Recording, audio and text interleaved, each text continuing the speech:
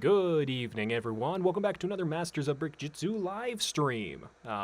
It's me, Logan, aka underscore brick underscore dude underscore. With me, as always, is my co-host Kyle, who is ran to get dinner. I'm here. He's here. Oh goodness, it's amazing. I'm I back. summoned him. I did that. And Ace is here. My brick opinions. How are Hey, you?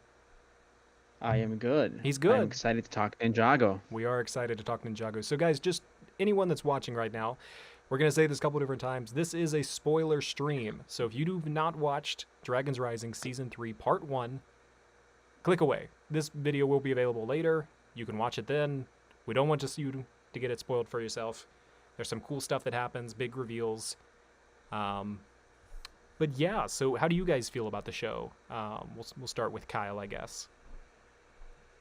You're telling me I was supposed to have watched the show before coming on here? That would have been ideal. That's embarrassing. Yeah, no, I thought it was solid. Without like delving into too much, because I know we'll dive into specific points. I mean, overall as a whole, I felt that it had a bit of a slow start for me, at least personally. I kind of had a tough time getting into it for like maybe the first, maybe like 2 or 3 episodes, but then I started to get into the groove of it, and by the end of the season, I was satisfied.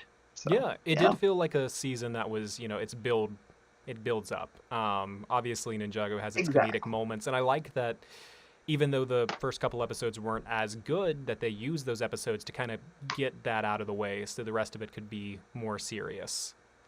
How did That's you it. like it, Ace? I really enjoyed it. I thought it was a really solid start. Well, not really solid start. I thought it was a really good continuation from the last like where season 2 part 2 left off. I was expecting it to feel more like a classic Ninjago season. Like, oh, so so we're the ninja. We're just laying down for a bit, and no, but it just jumped in the action. Yeah, I really enjoyed it. It feels like the show is made for streaming now instead of it being made to on it for a weekly episode basis, and I really like that. For sure. I think that definitely it worked in its favor because they knew that people were going to be binging this. So every episode kind of flowed into it, and it didn't expect you to remember what happened last time because you should have already been watching that. Um, Yeah, very much so. so that was our So main plot when we first start off in the season. We are looking for Aaron. Frack has joined the ninja team. Um, so while some of the team is looking for Aaron, the other part of the team is looking for Jay. Um, so that's their kind of plan that they're working off right there. How did you guys feel about Aaron's arc this season? I know we're going to kind of jump back and forth on what happened. Yeah. Kyle, you want to go Um. first? Yeah. Sure. Thank you. Yeah. No, I thought it was one of the best parts of the season. Aaron and Roz, like sort of how their plot lines like intertwine with each other. It was really interesting, and just to see Aaron like sort of the push and pull of like, does he want to fully stick with Roz and like, follow all of his teachings, and then sort of like, because Aaron at his core has such a good heart, and so much of what Roz is trying to like just like put into him is not that. So it was really interesting to see that for Aaron, because he's been like pretty loyal previously following Lloyd and then everything, and then obviously what turns him over to Roz, now he's questioning a lot of things. So I found that really interesting, and then of course like that sort of plays off of like Sora's dynamic with him as well, which I found really interesting because obviously she's got the most history with Aaron. So that was cool too. So yeah, no, I thought it was one of the best parts. Yeah, no, I really enjoyed the Aaron, like again, like you said, the push and pull between like following what he believes in, but also believing that that Ross is gonna help him like find his parents. Because at the end of the day, that's really why Aaron took like he made the decision he made. It's not out of love or loyalty to Roz. It's more out of a necessity to find his parents and just do what like be a little bit selfish in a way that he's helped so many people, but nobody seems to, or he felt like nobody wanted to help him. I And mean, so in a way, it felt like a very human part of the character, where sometimes you just have to be selfish out of the necessity to do what you feel is right for you and not what's better for all. And absolutely. I like how Roz really played into that need of Aaron to find his parents. It's I mean, this is going all in with the spoilers. I mean, we talked about it when I was like watching through the first few episodes. I was like, oh, I didn't think I didn't, I had a feeling Aaron's parents could be dead. And then when when Aaron gets to the graveyard, I was like, oh, I was genuinely surprised. Like, oh, they really killed his parents. I was expecting Aaron to find his parents at some point. But then once they hit you with a twist at the end with Jay saying like, oh no, Aaron's parents are alive, it kind of like it made you kind of look at the season in a different way. Like, oh, they're really like Roz is playing Aaron. He knows how emotional he is and how good-hearted he is, and he's taking advantage of that part of Aaron to push whatever he like to push he to I mean to get some help into whatever he wants in a way to to get a new dojo per se or a new apprentices, let's say, in Aaron and Sora, but have them not be motivated by fear of him, like let's say Cinder or what was the other Jordana. the Sora rival, Jordana. I forgot her name. That kind of works with the uh, story. yeah, it kind of works with the story. Like kind of how Cinder and Jordana, they were part of Raz's team, but not really out of more of out of a need for power, not really out of loyalty for him. And so with Aaron and Sora, they're now going to try to help Roz, remake or reassemble or redo the events of the Undo merge, the merge. Yeah. undo the merge. Yes, honest out of a sense of saving those who they feel or they think we lost. And I really like that. I really like how they're playing the Roz and Aaron dynamic, and they're not like the writing team is not afraid to just have that complexity to the characters that you Something don't that, really see on Lego yeah, shows. I really like that throughout the years. I mean, like, we have come so far as Ninjago as a show to where now it really has become a show that's for all ages. Because, I mean, look back at 2012. They would have never said the word kill. They would have said destroy. They wouldn't have said dead. They would have said gone. Like, this show is not Departed. afraid to be departed. Yeah. This show is not afraid to do big things. And I respect the way that they do it. Roz is a master manipulator. This is something that we've known for a long time, that, he's always got an alternative motive. And I still don't think we fully know his reasoning for wanting Aaron specifically. Because, I mean, Aaron did we is kind hear of his powerless. master this season? We did not hear anything about his master We this did not, season, right? Yeah. which was interesting. I wonder if that's something that, they really haven't thought through. I still think his master is a source dragon. That's my working theory. At some point, I thought maybe the Thunderfang was gonna be his master, That but then would have been it turned out to interesting. be the other way. Because of the premise, right, of like Thunderfang being a source dragon that wants to get free, like wants to become a source dragon. Um, I thought that might line up with whatever Roz wants, but it didn't turn out that way, and I liked it because kind of feels like they're saving the reveal for like kind of like what the Benchstone buyer was, with the last series. Yeah, and I Like do they're think saving that the reveal there's for there's a fear there that, if you wait too long, people will not care when it finally happens. Because I don't think we've had enough seeds of people figuring out, oh, this could be this person. I mean, like, really, there's only a couple different ways you could go, which is interesting. Obviously, throughout the season, they were pursued by Jay, aka Rogue. Was he ever called Rogue in the show? I don't think I don't so. think they ever called him Rogue in the show, so I guess that was just a set thing, which is fine. I'm fine with him being Jay.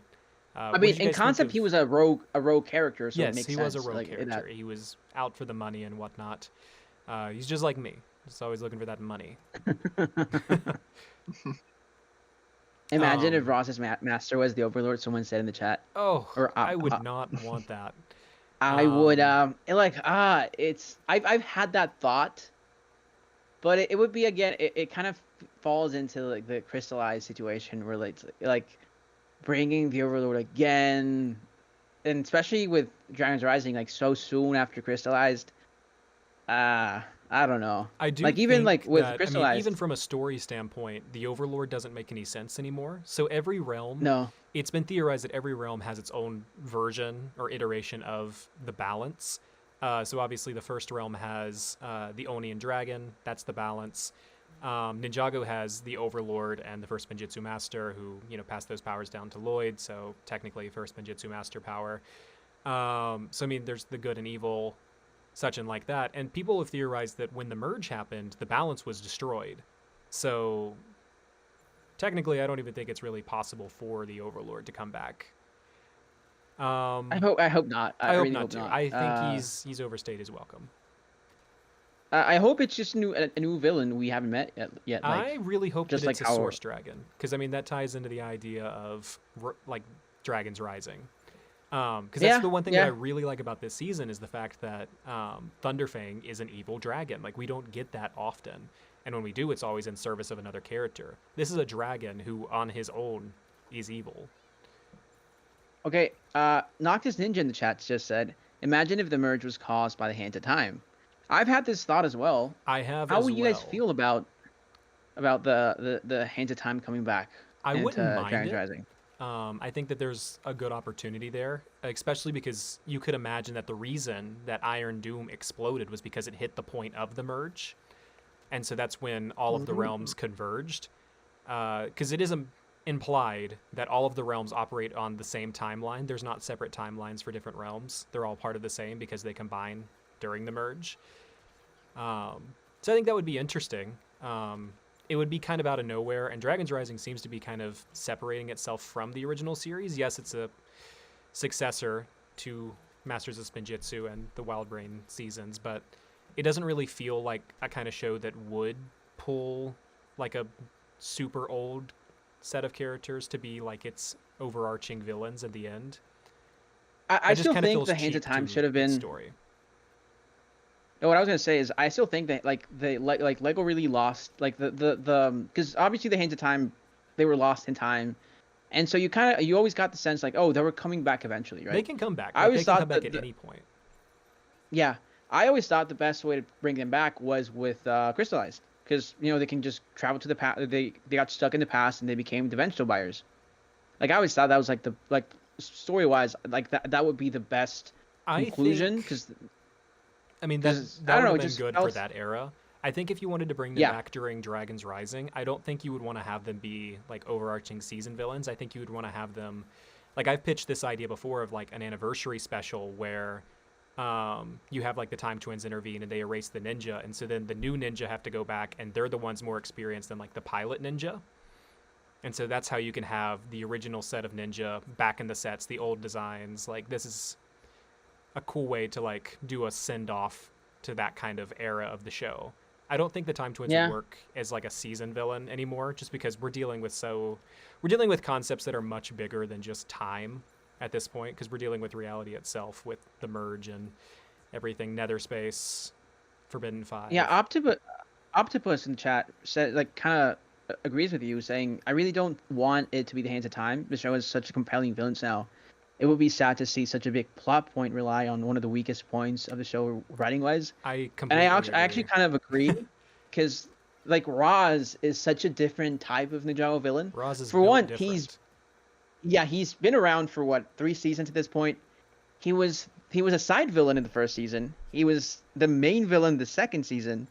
In this one, he plays a bit more of not an ally, but Anti-hero. Well, no, he's not even an not anti-hero. He's still working not not even an anti-hero. The Yeah, he best has I like could he's like a compare it third to is party probably like a adjacent Darth to Maul. the He's like a Darth yeah Maul.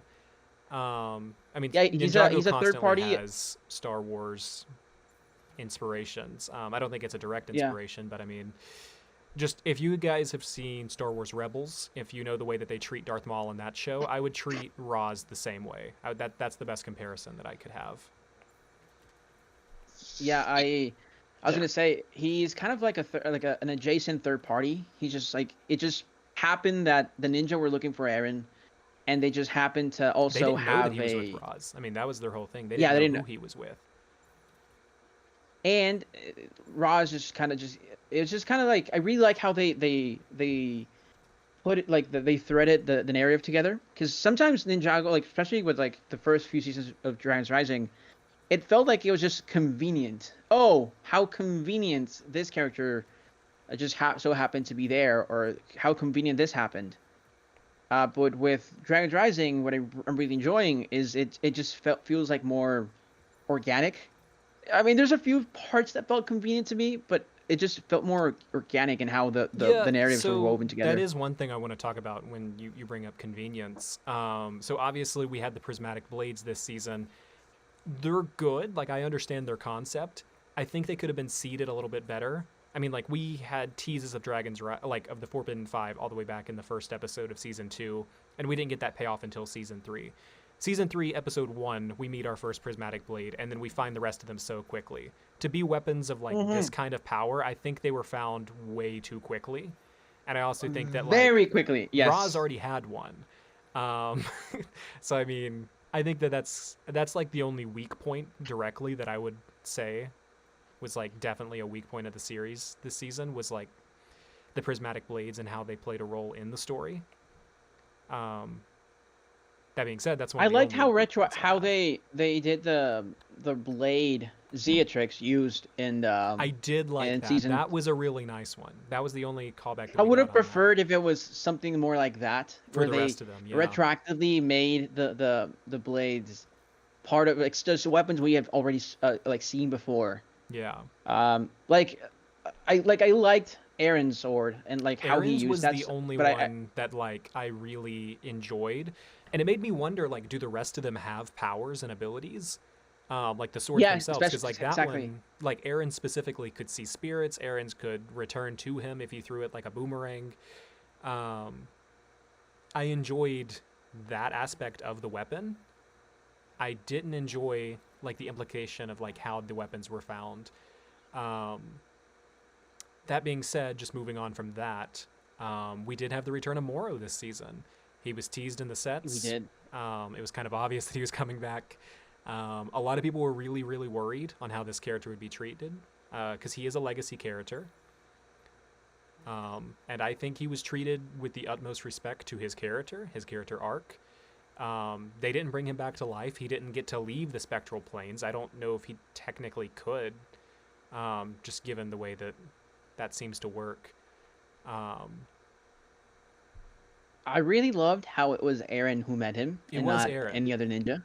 That It was the was one thing that I like really liked because I mean they both are on parallel journeys, and I like very that it wasn't much. revealed that he was Morrow until the end. Like obviously us like fans of the show for several years like we know it's Morrow. You see Morrow and you're like oh it's Morrow, but I mean like a new kid that's like watching the show or like someone younger that's never seen Morrow before, like you don't even like he never even says his name. He never says anything.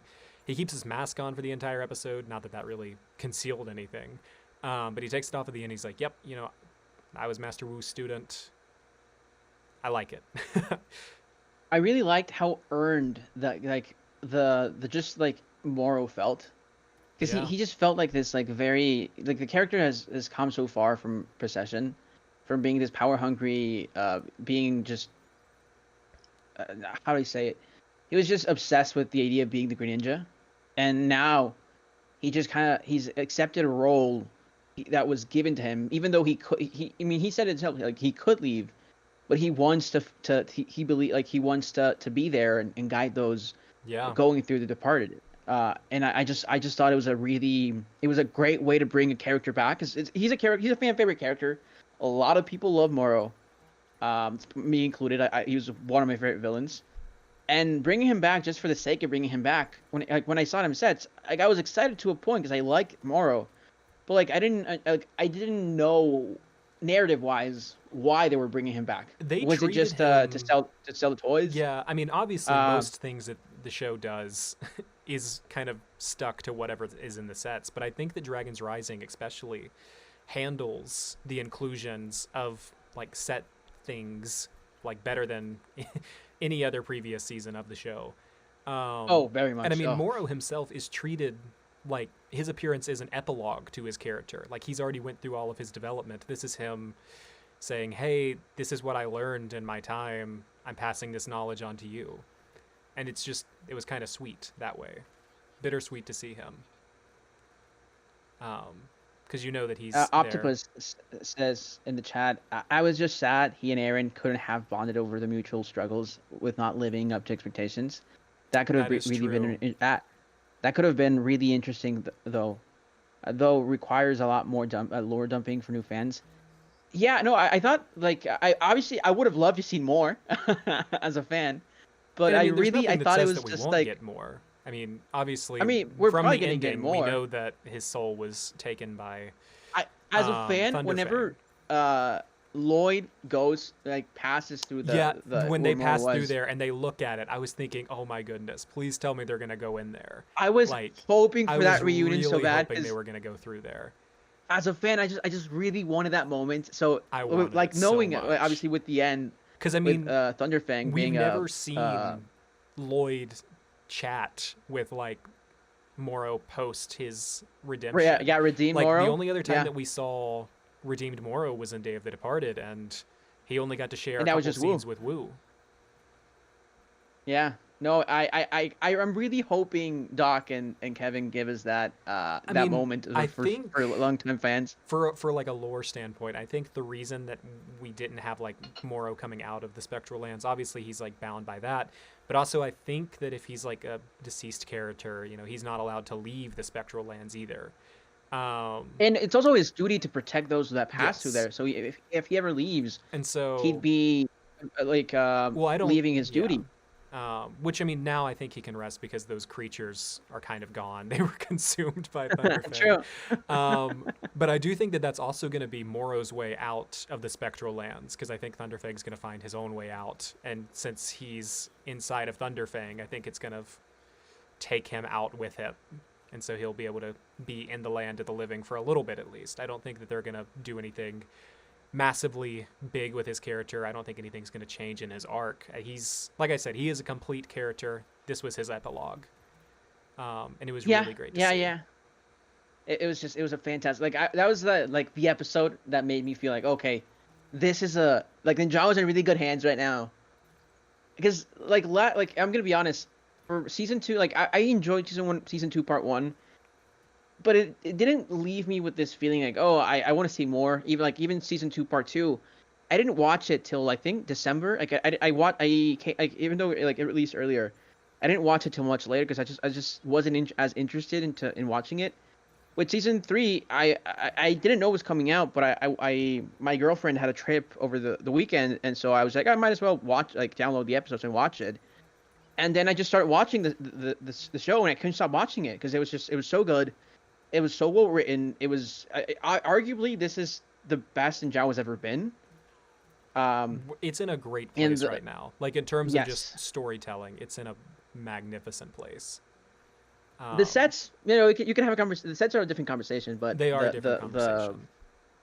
The story, the writer, the Doc and Kevin are doing a fantastic job. Like I didn't even realize question how stagnant the show had become through Wildbrain.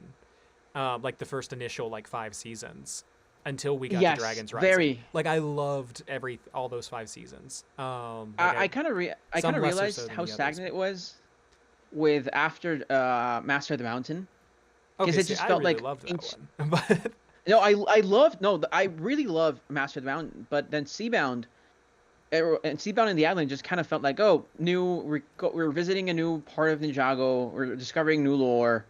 That's never been revealed before. It's never been teased, and again, rinse and repeat. Right? It's like, oh, it's a genre. It became kind of a genre into itself, and I think Neek, Ninjago designer Neek on Twitter said it. Ninjago had just become kind of this catch-all for Lego themes. Yeah. Yeah. And anyway, what was the question? Dragon's Rising. I forgot. I thought we were just talking about the No, you said you had a question on the comments. No, I saw a question in the chat. That said, am I the only one who feels the ninja's personality have changed? And I have something to say about this because I think Kai is the most evident one. Kai's character has been like that's the one thing I don't like about Dragon's Rising. How Kai's character is. I do not find enjoyment in this version of Kai because like I grew up with like the pilot, and so the pilot Kai would never treat Nia how this Kai treats Nia. Right? Like it just I mean, yeah, it just feels like completely different characters. Like Pilot Kai, or in earlier season Kai, he was like an older brother to Lloyd. He was this guy that always offered um, advice. Uh, and then Kai now just feels like this annoying character that's just there, and he's like a gamer and he wants to play, and he has like his own agenda, doesn't really care about others that much, So and I he's all do about have destroying stuff with wildfire. But kind of uh like a retort on that, I guess. And that's kind of just the fact that like the ninja in Dragon's Rising, like they are all at their peak. Really, I mean, honestly, like none of the ninja ever really lose fights. None of them ever like they're all at the top of their game. And so I think through this, Kai has kind of become a character where it's, well, I mean, there's no point in me offering assistance to anyone in a like meaningful way because they can take care of themselves. And I think that, I mean, like you talk about him playing his video games and stuff, like that was a way of him coping with the trauma of like missing Jay. Like he was doing his own thing on that because that's why his plan was so stupid. He was like, he was losing it. And his idea of just like, don't worry, Jay will be here. He will be here. He'll feel it. He'll come. And then when he didn't come, there for a few minutes before we saw like the machine take over remotely, like the sadness in Kai's eyes. Like, I mean, there's stuff there, and I mean, obviously he's a parental figure to Wildfire, and I don't think we've seen the full extent on that either. But just I think that's my piece on that. I, at first I was really excited for the wildfire Kai relationship, but as it's developed, I'm not sure if I'm the biggest fan of it in terms because I thought like I thought Kai like Lloyd has Aaron and Sora, and Kai would have wildfire, and they could be each respective masters, but he just I don't know, I don't really enjoy his character that much anymore. Um, That's okay. I um, mean, Dragon's Rising is a rotating door of all the characters. Like, one big thing we're going to talk about, just here for a minute, there wasn't much Cole in this season, and that made me very, there very was sad. no. He was written off within the first couple minutes of the first episode, and he returned in the final episode in the final few minutes. It sounds like he'll probably, I mean, just assuming, he'll probably have more of a role in season 2, part 2. Because I imagine that Zane and Pixel will not be present in season 2, part 2. I think they kind of set that up when Zane was asked by With Pixel, them "Are you guys exploring going the to world. explore the world?" So I think we're going to be kind of light Yeah. on Zane and Pixel next half season, and I think Cole will slot back in, and we'll probably have the Cole Frack relationship. One thing that I do want to mention on Frack, um, when we first met him in Tournament of Sources, I was like, "Oh, this is just Earth Part 2," you know. He's actually kind of weak, just in terms of power He scale. I is. love the character; they do a great job with him. But like his elemental power is very weak and not very practical. And I think that that's also just like the same as Sora. Like her powers are not very practical. Um, and I mean that's fine because I mean really, you look back at the earliest seasons of Ninjago. There were several seasons that you would go where the ninja would find a way to lose their powers. I mean, like, it's nice that they're having to go through that struggle of not being able to rely on their powers that much. It's just learning curve. Something I kind of wanted to say on that. Speaking of Frack, I'm still not a fan of him of his Quake powers. I don't know. I just like they make sense in a way because he's a snake, and snakes And he's a drown. Constricti. I don't know. He's a is he a Constricti? Yeah, he's a Constricti. He's a legacy Constricti. I thought. Let's be real here. Oh, he's yeah. Well, yeah. I was thinking of the ones what are they called? The serpentine from the not legacy, the core. Yeah, I mean those are constricti, really. I mean, like, they're called something different, but they're constricti, like within the Yeah, I context of forgot the what they're show. called. Yes. But yeah, Um, let's talk about I the mean, makes Forbidden sense. Five. Just keep us moving, because I know Yeah. we can get stuck on any one detail. The Forbidden Five. That's a big comment that's coming up. A lot of people are not super happy with the way that the Forbidden Five are used this season. I do want to say I don't think you have anything to worry about. Just because at the very end, they make it very clear that while all the other souls are released to higher planes of existence, the Forbidden Five choose to go into Thunderfang, so I think there'll be more of them next half season. Also, not to mention, one thing I want to say about the Forbidden Five, they are conquerors. We saw this in the flashbacks of season 2. They are conquerors in the sense of, like, they don't have a plan. They live from fight to fight. They just want to destroy things. They didn't have, like, a great big, like, overarching plan. They just wanted more power from Thunderfang. I think Thunderfang himself is a better villain because he has desires. He has wants. He wants to be a Source Dragon. He wants recognition from them. He wants their approval. So I think that moving him into the focus is better than keeping the Forbidden Five, who, for all intents and purposes, don't have a plan to rule. They just want to destroy. Also, not to mention, anytime that we saw them in the nether space in season 2, they were silent. These guys are not conversationalists. They weren't going to be talking. So anytime that you would cut to them, it's not like they would be doing anything. So I don't know. That's my few thoughts on the Forbidden Five. I mean, I thought, because for season 2, which the big part of season 2 is building up to, like, oh, we can't release the Forbidden Five. They will cause doom, and then they released them, and it felt like the world was the same until they released Thunderfang. But I would have liked to see more, like you said, they were conquerors. I would have liked to see more of them conquering Ninjago towns, like causing havoc, not just being like random, just passing by, trying to find. I mean, they did cause havoc once they got they got the powers or the army from Thunderfang. Yeah, a couple things that I do want to say about it. I mean, just kind of piggybacking on that. I mean, the Forbidden Five, as far as we know, were the only elemental power users in the wildness, aka Chima. Which, I mean, automatically, even if their powers really aren't that great, like, all things considered, they're still probably more powerful than most people in the realms. I mean, obviously, that's where their strength legend comes from. Rising Dragon technique was not super commonly known. Now it is. Really. So, I mean, they kind of need that more power before they continue their conquest, because they're smart enough to know that they're not as powerful as, like, the ninja. Really, for all intents and purposes, they're not. So I don't know. I think that's why it makes sense for me, like, the way that they were shown and the way that we didn't get as much as I think people would have wanted. And I think it's just because they were mischaracterized in what their desires were and, like, what their level of power is. Yeah. I don't know. Yeah, I would. How do you feel, Kyle? Yeah, let's hear from Kyle. Kyle, ladies and gentlemen, he's been here the whole time.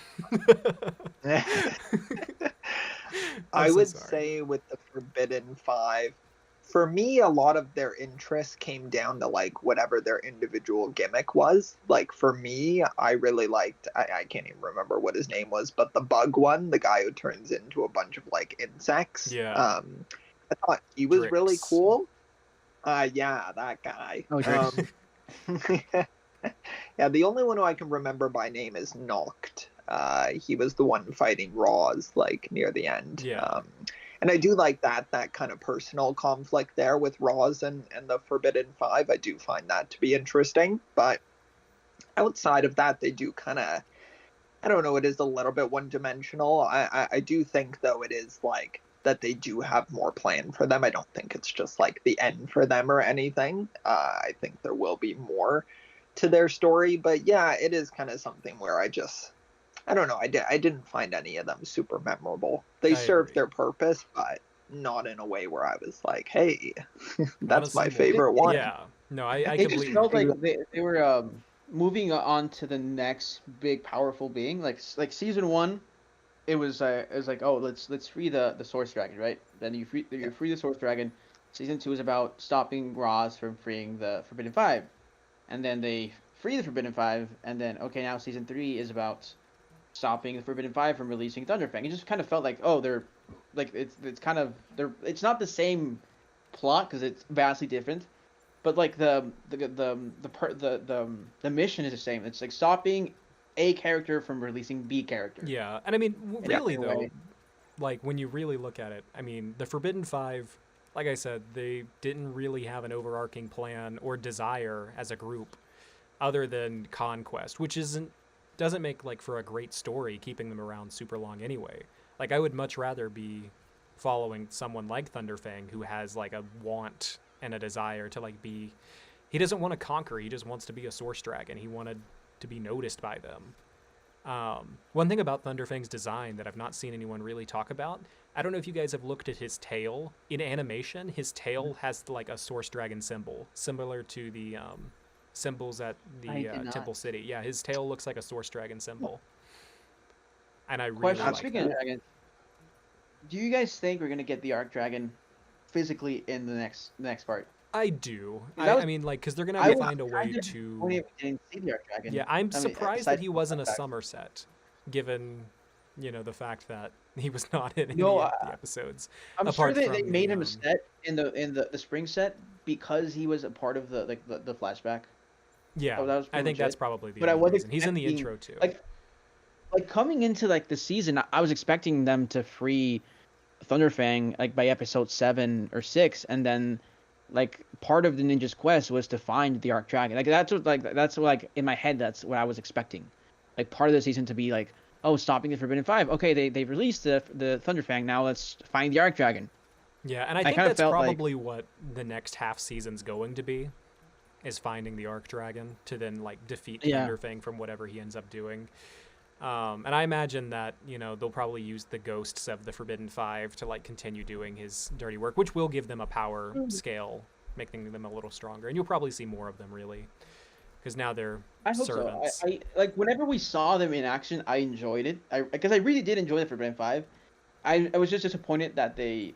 I mean, it made sense from a plot wise, like why, Yeah, it makes Thunderfang total would be sense the from a type of plot character wise. to betray them.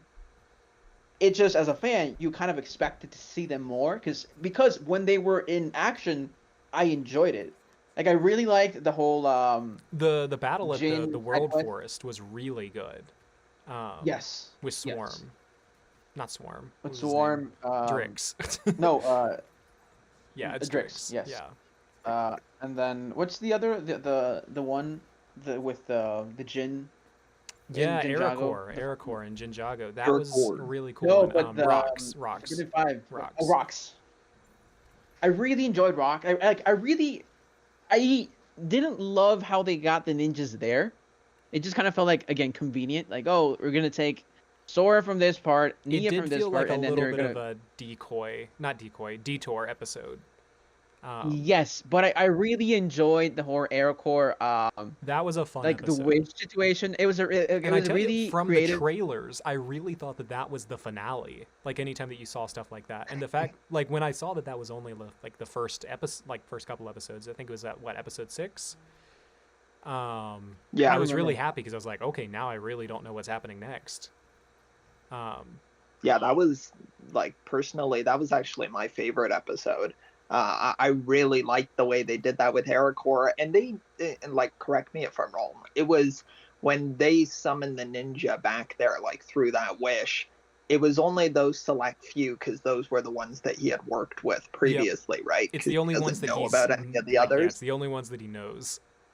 Yeah, I thought that was really cool, and I don't know, I felt like that one had like some of the best like fight choreography. Like, The animation. Really? I really I think I don't know if it's how like what's the way to say it, but I really like the animation in Dragon's Rising. It feels like a step up in every sense of the word between the last series, and this series. Like this series, it's just like the how the ninja move is less Lego like less minifigure wise, but it's much smoother. The fighting choreography is amazing. I much prefer it. Yeah. Yes, it like compare this to like season 1, from from Masters of Jiu-Jitsu, and it's like it's day and night. Oh, day and It's night. Yeah. so good. Really, really good. Let me check my little list here, see what else we need to talk about. When they're in the first realm, questions. yeah, when we're in the first realm, the Spinjitzu has a dragon glow around it, or like a dragon spine. I love that visually, because just where it was created by the first Spinjitzu master, he's from the first realm. Spinjitzu is more powerful in the first realm. I just thought that was a cool little concept. That's all I really want to say about that. Totally agree. I wanted to mention as well, even though it doesn't really have an impact on the story, I think the Aracor episode as well might have been my favorite because it's got Dareth. Oh yeah, Dareth did show up. We finally got Dareth. I was hoping Dareth would have a bigger role. I was really hoping that, like, I mean, obviously we knew that Dareth would come back eventually. We didn't know when or how. I was kind of hoping that when we did finally see him, it would be him like protecting a village, like out in the middle of nowhere or something. It would have brought his arc like full circle. Like he finally got to be a hero. He's still himself. That's what we learn. But what I do think was a missed opportunity. Part of me really wanted him. Yeah. Uh-huh. Yeah, I think you're going to say the same thing I am. But like a part of me wanted a missed opportunity of like when Rock shows up and it's just Dareth and Thunderfang there. Not Thunderfang. Aracor and Dareth there, that Aracor would have been like, okay, you know what? Yeah, you can have Spinjitzu and elemental powers. Here you go. And then we could have seen Dareth versus Rocks. I think that would have been really, really funny. Didn't he become a lawyer? Yeah, he was a lawyer. He does have his lawyer license. He got it to get out of parking tickets, I believe. That's canonical, by the way. I'm pretty sure they say that. I mean, that's what they say in Crystal West. Yeah. Yeah. No, I really enjoyed. I don't know if I had to pick a favorite episode. I'd still go with 4. I thought 4 was just so, like, not. I mean, yes, I'm incredibly biased towards 4, but it was just like it was such as a longtime fan, it was such a good moment to just experience. Right? It was just so fun. No, I could not agree more. But I also didn't really enjoy like episode 9 and episode 10. The whole Thunderfang fight against Thunderfang was great. How are we feeling about Aaron being the one that defeated Thunderfang? I like it. I mean, it works. He had the the convenient plot device to do it. Yes. It works. I think it works. It felt convenient. It felt convenient. Yeah. It did feel convenient, but I mean, like, you had to wrap his story into a different direction by the end of the season, and I think they did it the best way possible. Like, when you have a character of unforeseen and unbound power, and he's been unleashed upon the world, what more can you do than free the souls inside of him to weaken him and kind of just kill him?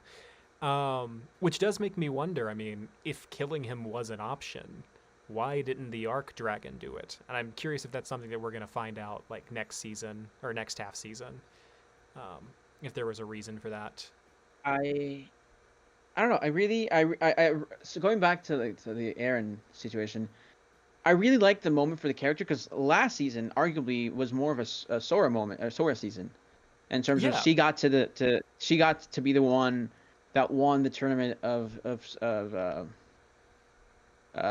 The tournament of Sources. Tournament of Sources. Yes, I was gonna say Tournament of Temples. I was like, no, that's the city. The city of Temples. Yeah.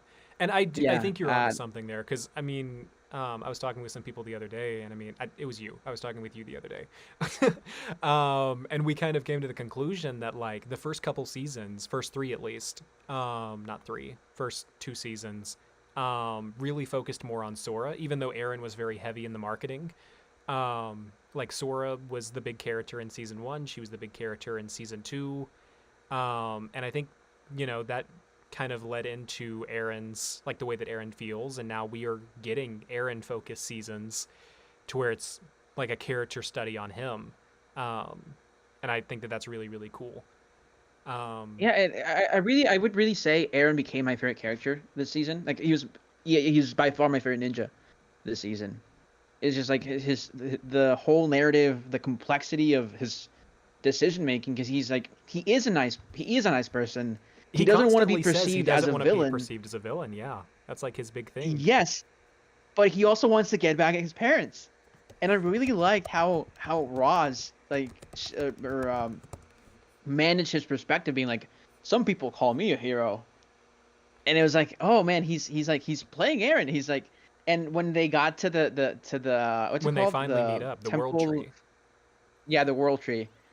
It was just like it's one of those. It was one of those moments where I was expecting the dragons to recognize Roz, and when they did, it was so satisfying. It was like, yes, like Aaron, but he is making the decision to be with Roz. He believes in the mission, or what he thinks is a mission, to get his parents back.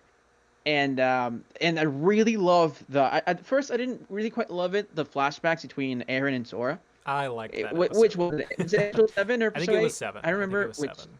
Oh, it was 7. I think. At Don't first, quote I me. didn't really like it. I was like, why are we? I want to see more of the interaction in person. But then as the episode went on, I was like, oh, It that's was what a they're doing, parallel because they story. really want to. Yes.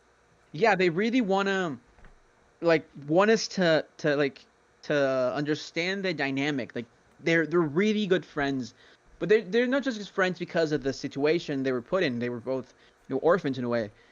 It's because they trust each other. They've helped each other out. They've been through stuff together, and they've stood by each other. And that's why in the end, when Sora decided friendship over the ninja, I understood it.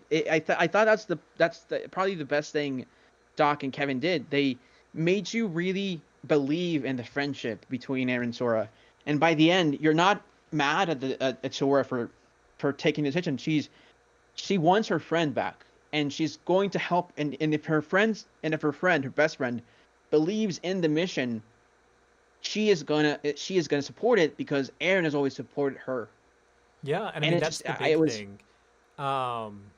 Just with the whole Aaron's parents and everything. Like Roz is obviously going to be the manipulator next season. He's going to continue manipulating the way that he has this season, but now Aaron also has, like, he's had the devil on his shoulder all season with Roz, and now he's going to have a little angel on his shoulder too, being Sora. And I think it's interesting just the way that the ninja reacted to Aaron saying that his parents were dead. Because Aaron, he doesn't blame Lloyd. He blames Wu. He doesn't blame the ninja. He's disappointed with the way that the ninja have reacted and treated him, but he's not mad at them. He's mad at Master Wu. So I'm curious that when we inevitably get Master Wu back, because they make it very clear this season that he is not departed. Yes, he looks like a soul, but he's not departed. I really want to hear Wu's side of the story. I want to hear Aaron's reaction to Wu, but I think Aaron is kind of justified in anything he's doing now because he thinks that his parents are dead. No, yeah, I absolutely, I think his actions are justified. I think if I put myself in the same situation, I think it's completely fair to do whatever, if you're, especially Aaron, he's technically was an orphan from a very young child. Like there was a big part of himself that, there was a big part of his life where he had his parents, and he feels like they were taken away from him.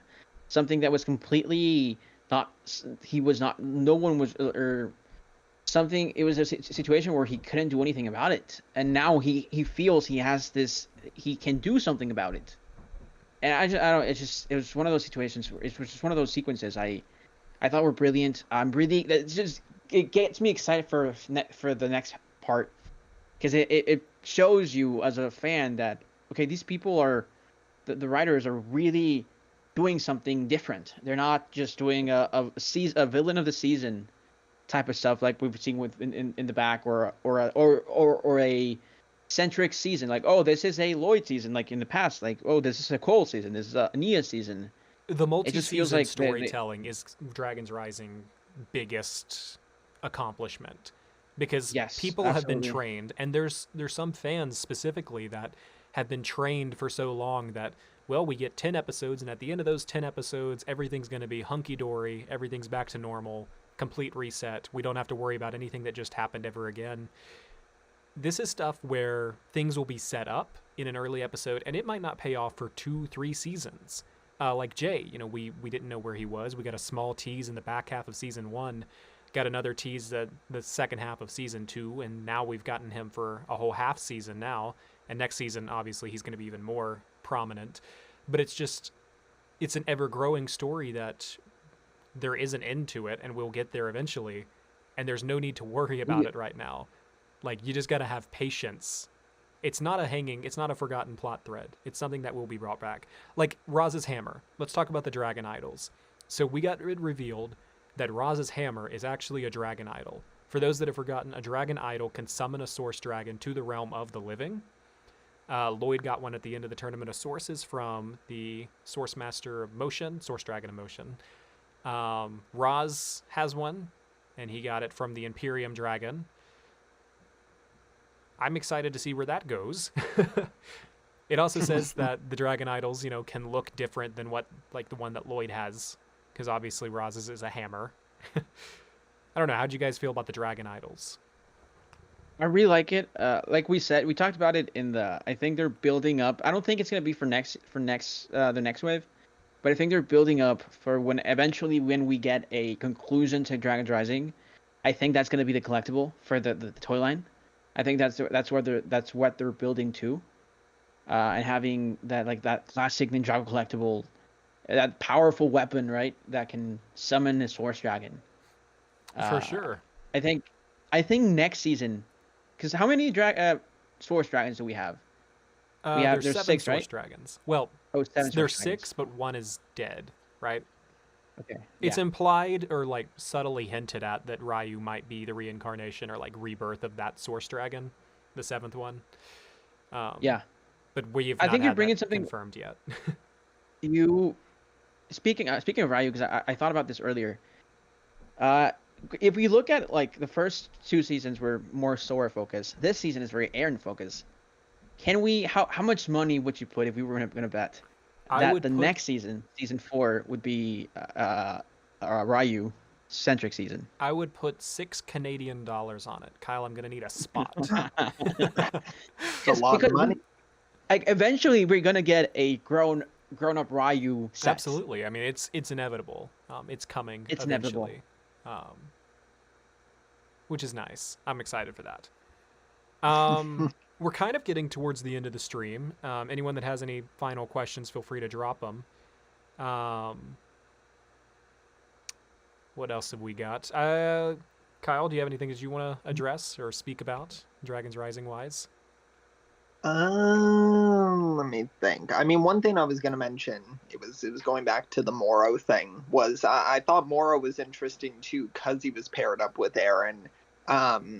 In that at the end there, when he reveals that, his master was Wu, is that I feel like that adds to that conflict for Aaron, where obviously Aaron really worships the ninja and initially would for Wu as well. But after finding out, that Wu was supposedly the cause of the merge, it's kind of, he's all against him.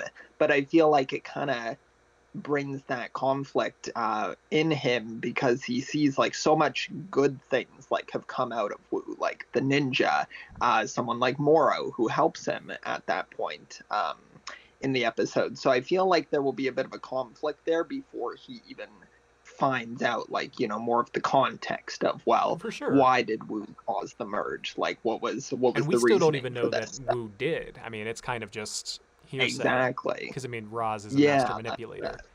So yeah, I find that interesting. Sorry, Lego Bro 4 Studios, Ryu could be what?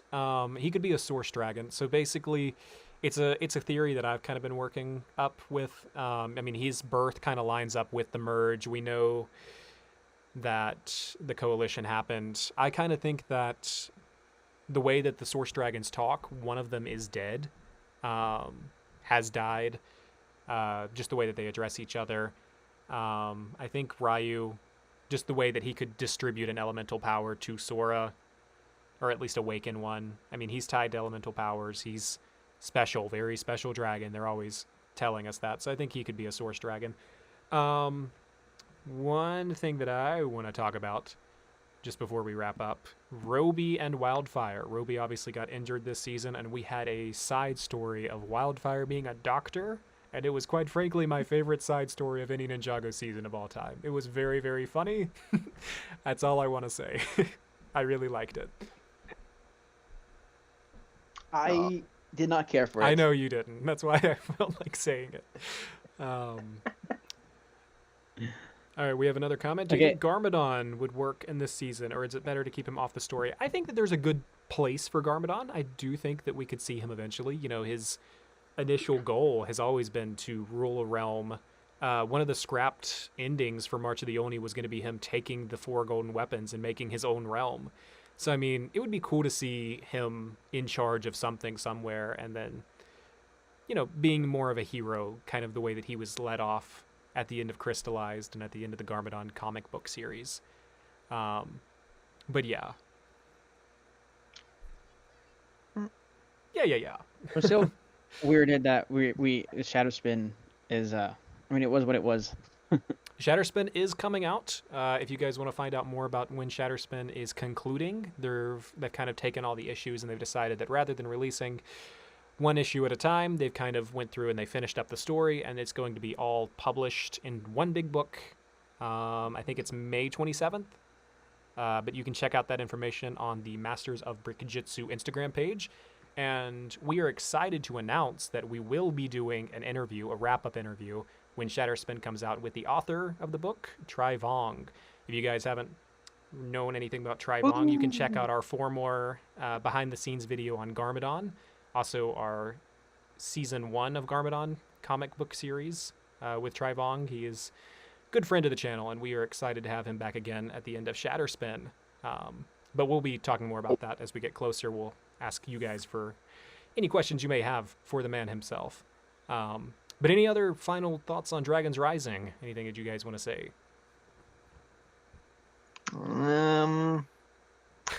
I was hoping there would be more bears. I was hoping for bears as well. I'm disappointed in that aspect of it, but I suppose if I can set aside my own biases, it was overall all quite good. Bears eat beats. Yeah. Battlestar Galactica. Bear out of 10. That's my score. Oh, yeah, that's a good idea. So out of all of the seasons of Dragons Risings that we've had so far, and you can break it down into parts too. So season 1, part 1, season 1, part 2, etc., etc. Which season part has been your favorite of Dragons Rising? I think this one. Okay. I think the first for me, the first season 1, part 1, or however they split that up. I'm going to be controversial here, which I don't know if it is controversial, but my favorite part of a season is season 2, part 2. I loved Tournament of Sources. It was colorful, energetic, funny. There was a lot of heart in it. I think a lot of people get turned off of it because of Sora winning the Tournament of Sources, but I mean, if you look back at Tournament of Sources, she was given the easiest opponents for the entire tournament up until Noct. She was against the Master of Bubbles, the Master of Balance. Like, she never had anyone that hard. So, I don't know. I think that's kind of how she made it as far as she did. But yeah. It's a controversial pick, but I respect it. I don't think it's a controversial pick because I'd put that as my second favorite one. Yeah, it's a really fun season. I like that one. I really do like that one. Wrapping up, I'm just going to run through and we're going to check out. We posted on the Masters of Brickjitzu Instagram page earlier today what everyone's favorite part was or just their common thoughts. A lot of people didn't like the way that the Forbidden Five were treated. That's fair. We explained why we think that they were kind of treated okay. We do have differing opinions on that, though. A lot of people did not like Zarkt. I can agree with that. Zarkt was the one that had the big hat helmet. There's a specific name for that. I cannot remember what it is at this moment. A lot of people loved the animation. Some people preferred season 2. A lot of people are upset that Cole wasn't in it a lot. But really, everyone that has commented anything on this has either had like one minor nitpick, but then followed it up by saying it's still an amazing season. And I do think that out of any Ninjago content that we've ever had, like released, this might be the most positively received season we've had in a long time. Like, overwhelmingly so. Everyone has really enjoyed this season. That's great. So glad to hear that. I don't know. Do you guys feel that, though? Like, just... Oh, yeah.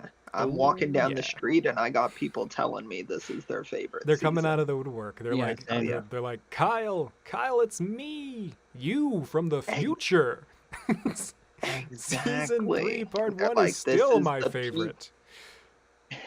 And you're like, who are you? And they're like, it's me from the future.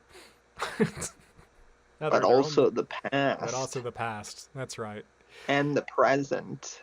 No, they're not from the present. I'm sorry, that went nowhere. I think I know I what thought I'm that would have talking been a about funnier here. gag. Okay, but anyway, guys, I think that's just about going to wrap us up for the night. We thank you guys so much for listening, watching. We really enjoyed talking about Dragons Rising. It's such a fun show. If you haven't checked it out and you somehow watched all of this, it's still worth watching. That's We kind of weird. imagine, yeah, it is. You can watch it again. You can watch it again. We do imagine that season 3 part 2 will probably be out September-ish. I don't know. That's Fingers just crossed. that's my theory right now. It's not even a theory. I searched up when will it be out and Google said September. So, you know, Google AI has never led me Google's wrong. theory. It's never led me wrong.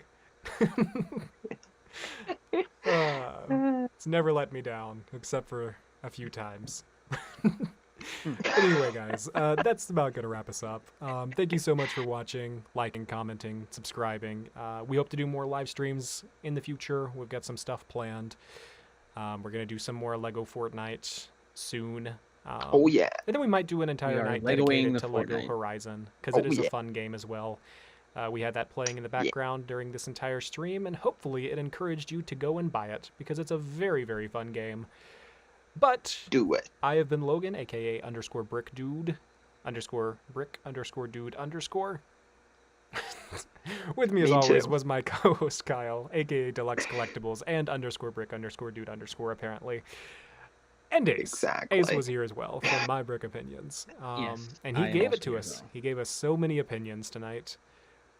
Thank you guys so much for I watching. love it. And we will see you guys some other time in the future.